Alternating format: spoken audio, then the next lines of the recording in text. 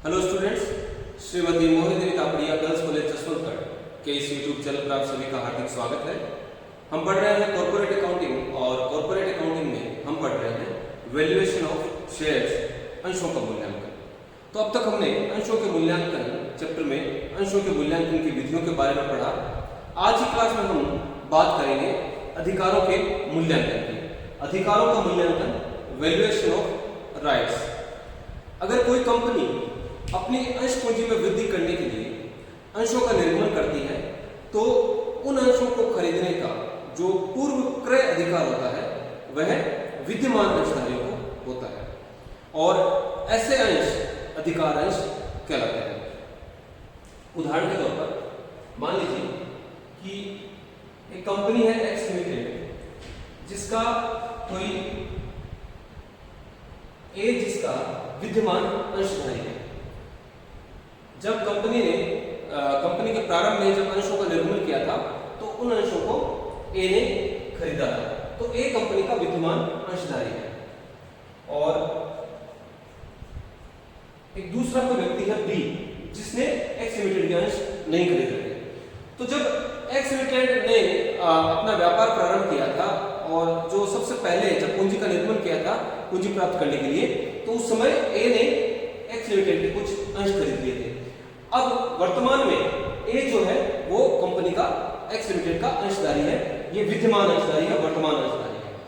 अब अगर x limited अपनी पूंजी को बढ़ाना चाहे और पूंजी को बढ़ाने के लिए अगर और अंशों का निर्माण करती है, अंशों का दोबारा निर्माण करती है, तो उन अंशों को खरीदने का जो पूर्व अधिकार होगा वे अंश जब कंपनी अपनी पूंजी में वृद्धि करना चाहती है, तो जब वृद्धि करने के लिए जब पूंजी अंशों का निर्माण करती है तो उन अंशों को सबसे पहले विद्यमान अंशधारियों को प्रस्तावित करती है, विद्यमान अंशधारियों को खरीदने के लिए कहती है। और विद्यमान अंशधारियों के पास ऐसे अंशों को खरीदने का पूर्व क्रय अधिकार होता है।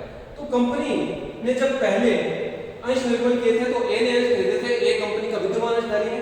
कंपनी अगर दोबारा अंश पूंजी में वृद्धि करने के लिए अंशों का निर्माण करती है, नए अंशों का निर्माण करती है, तो इन अंशों को खरीदने का पूर्व क्रय अधिकार होगा ए के पास, क्योंकि ए विद्यमान अंशधारी है। जब कंपनी ने दोबारा अंशों का निर्माण किया था तो बी के पास इन अंशों को खरीदने का अधिकार नहीं है, क्योंकि बी कंपनी का अंशधारी नहीं है। तो जब कंपनी अपनी अंश पूंजी में वृद्धि करने के लिए नए अंशों का निर्माण करती है तो ऐसे अंशों को खरीदने का पूर्व क्रय अधिकार, राइट ऑफ प्रीएम्प्शन, विद्यमान अंशधारियों के पास होता है। और इस प्रकार से जो ये अंश निर्मित किए जाते हैं वे अधिकार अंश कहलाते हैं। तो जब दोबारा कंपनी के द्वारा अंश निर्मित किए जाते हैं तो वे अंश अधिकार अंश कहलाते हैं और इन अंशों को सबसे पहले विद्यमान अंशधारियों को खरीदने के लिए ऑफर करना पड़ेगा, प्रस्ताव रखना पड़ेगा। और अगर विद्यमान अंशधारी मना कर दे तो फिर ये अंश बाकी जो कंपनी का अंशधारी नहीं है उसको प्रस्तावित किए जा सकते हैं। तो जो विद्यमान अंशधारी हैं उनके पास अधिकार होते हैं इन अंशों को खरीदने के लिए। तो इस अधिकार का मूल्यांकन के बारे में हम पढ़ेंगे। तो विद्यमान अंशधारी यानी कि ए के पास जो नई पूंजी का निर्माण किया गया है, नए अंशों का निर्माण किया गया है, उन अंशों को खरीदने का अधिकार है। अब ए चाहे तो अपने इन अधिकारों को किसी अन्य व्यक्ति को बेच सकता है। ए के पास अगर पूंजी की व्यवस्था नहीं है, अभी ए दोबारा निवेश नहीं करना चाहता इस कंपनी के अंशों में, तो ए इन अधिकार अंशों को खरीदने का अधिकार बी को प्रदान कर सकता है, अपने अधिकारों को बी को बेच सकता है। और फिर जब ए अपने अधिकारों को बी को बेचता है तो अधिकारों का मूल्यांकन किया जाता है। तो ए चाहे तो इन अंशों को खरीद सकता है या फिर किसी अन्य व्यक्ति को, उदाहरण के लिए यहां पर बी को इन अधिकारों को बेच सकता है और बी इन अधिकारों के बदले कुछ मूल्य वसूल करेगा और अधिकारों का मूल्यांकन करना पड़ेगा। एक स्थिति और भी उत्पन्न होती है जब अधिकारों का मूल्यांकन का प्रश्न उत्पन्न होता है कि एक्स लिमिटेड ने जब पहली बार अंशों का निर्माण किया तो ए ने एक्स लिमिटेड के अंश खरीदे और वर्तमान में जो ए लिमिटेड है वो एक्स लिमिटेड का विद्यमान अंशधारी है और जो दूसरा व्यक्ति है बी, इसके पास एक्स लिमिटेड के अंश नहीं है। तो जब कभी भी आगे भविष्य में एक्स लिमिटेड नए अंशों का निर्माण करेगी तो सबसे पहले ए को उन अंशों को खरीदने का अधिकार होगा। तो जब ए अगर ए अपने इन अंशों को जो पहले निर्गमन में ए ने प्राप्त किए थे, इन अंशों को अगर बी को ये बेचता है तो इन अंशों को अधिकार सहित या अधिकार रहित बेच सकता है, क्योंकि एक्स लिमिटेड जब आगे नए अंशों का निर्माण करेगी तो सबसे पहले वो वर्तमान अंशधारियों को, विद्यमान अंशधारियों को उन अंशों के को खरीदने के लिए प्रस्ताव करेगी। तो अभी वर्तमान में एक्स लिमिटेड के पास ए का नाम रजिस्टर्ड है कि ए कंपनी का अंशधारी है। ए अगर एक्स लिमिटेड के अंशों को बी को बेचता है तो लिमिटेड जब नए अंशों का निर्माण करेगी पूंजी में वृद्धि करने के लिए, तो उन अंशों को खरीदने का जो अधिकार है उसको बेच भी सकता है, और ए के पास विकल्प है कि उस अधिकार को ए अपने पास रख ले, ए उस अधिकार को ना बेचे। तो अगर ए एक्स लिमिटेड के अंशों को बेचता है तो नए निर्गमन पर अंशों को खरीदने का अधिकार बेच भी सकता है, और विकल्प के तौर पर उन अंशों को खरीदने का अधिकार न बेचकर अपने पास भी रख सकता है। तो अगर ए नए अंशों को खरीदने का अधिकार बेचता है तो ऐसा विक्रय अधिकार सहित विक्रय कहलाएगा, और अगर अपने पास रखता है अधिकार, हालांकि अंशों को तो वर्तमान में जो पहली बार जो जारी किए गए अंशों को तो बेच देगा, लेकिन इनके साथ अगर अधिकार नहीं बेचता नए निर्गमन को खरीदने का, नए निर्गमन को प्रस्तावित होने का, तो वो अधिकार अगर अपने पास रख लेता है तो ऐसा जो विक्रय है वो अधिकार रहित कहलाएगा। तो जब कंपनी के अंशों का विक्रय किया जाता है तो ऐसा विक्रय अधिकार सहित और अधिकार रहित किया जा सकता है। तो उस समय में जब अधिकार सहित विक्रय किया जाता है तो भी अधिकारों के मूल्यांकन का प्रश्न उठता है। तो अधिकारों का मूल्यांकन किस प्रकार से किया जाता है, इसके लिए एक सूत्र काम में लिया जाता है, value of rights. Value of rights, अधिकारों का मूल्यांकन करने के लिए एक सूत्र लिया जाता है, नंबर ऑफ राइट शेयर्स, जितने अधिकार अंश प्रस्तावित किए गए हैं। अधिकार अंश भी सामान्य अंश होते हैं, लेकिन इन अंशों को खरीदने का जो पूर्वाधिकार, पूर्व क्रय अधिकार विद्यमान अंशधारियों को होने के कारण इन अंशों को खरीदने का अधिकार विद्यमान अंशधारियों के पास होता है पहले, इसलिए इन अंशों को अधिकार अंश कहते हैं, हालांकि होते ये सामान्य अंश हैं। तो नंबर ऑफ राइट्स, कितने अधिकार अंश प्रस्तावित किए गए हैं, उनकी संख्या, number of right shares upon number of right shares plus number of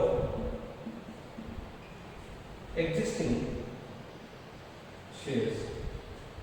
तो जितने अंशों के लिए दोबारा प्रस्ताव आया है, अधिकार अंशों खरीदने के लिए जो प्रस्ताव आया है, उन अंशों की संख्या प्लस वर्तमान में अंशधारी के पास कितने अंश हैं उनकी संख्या, उन दोनों का टोटल करेंगे। तो नंबर ऑफ राइट शेयर्स में अधिकार अंशों की संख्या में अधिकार अंशों की संख्या और वर्तमान में धारित अंशों की संख्या, इन दोनों के टोटल का भाग लगाएंगे और फिर इसको गुणा करेंगे अंशों का जो मार्केट प्राइस है, मार्केट प्राइस और इश्यू प्राइस का जो अंतर है उससे हम इसको गुणा करेंगे तो अधिकार का मूल्य ज्ञात हो जाएगा। अधिकार का मूल्य वास्तव में जो अंशों का बाजार मूल्य है और जिस मूल्य पर नए अंश निर्मित किए गए हैं उनका अंतर ही अधिकार का मूल्य कहलाता है, उनका अनुपातिक अंतर अधिकार का मूल्य कहलाता है। तो पहले नंबर ऑफ राइट शेयर्स का कुल अंशों से, number of right shares plus जो एक्सिस्टिंग शेयर्स है, इन कुल अंशों से इसका अनुपात ज्ञात कर लिया जाता है और फिर इस अनुपात को जो बाजार मूल्य है अंशों का, बाजार मूल्य और निर्गमन मूल्य के अंतर से गुणा करके अधिकार का मूल्य ज्ञात किया जाता है। यानी कि वर्तमान में जो बाजार मूल्य है अंशों का, उनका जो निर्गमन मूल्य से जो अधिक है, अनुपातिक जो अधिक है, वही अधिकार का मूल्य कहलाता है। इसके लिए एक वैकल्पिक सूत्र और है, हम वैल्यू ऑफ राइट्स एक दूसरे सूत्र से भी ज्ञात कर सकते हैं।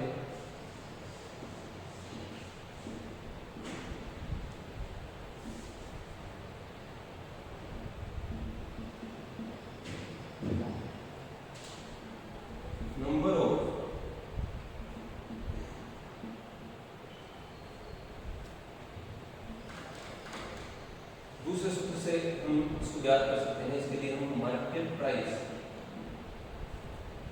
Minus number of existing shares into market price plus number of right shares into issue price upon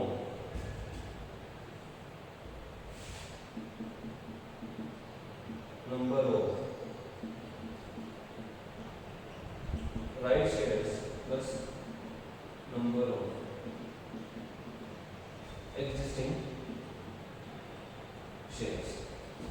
तो ये दूसरा अल्टरनेटिव फॉर्मूला है, वैकल्पिक सूत्र है।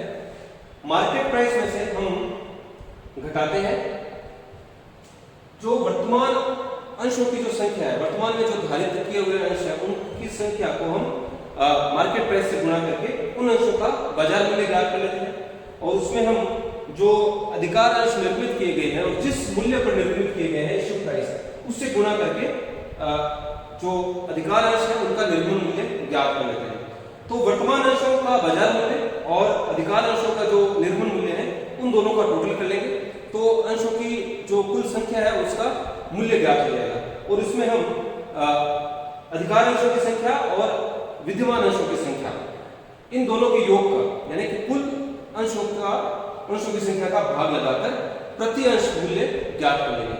तो जो औसत प्रति अंश मूल्य आता है अधिकार अंशों का और वर्तमान अंशों का जो प्रति अंश औसत मूल्य आता है उस मूल्य को हम बाजार मूल्य में से घटा देते हैं और जो आधिक्य है जो एक्सेस है वही वैल्यू ऑफ राइट अधिकार का मूल्य कहलाता है।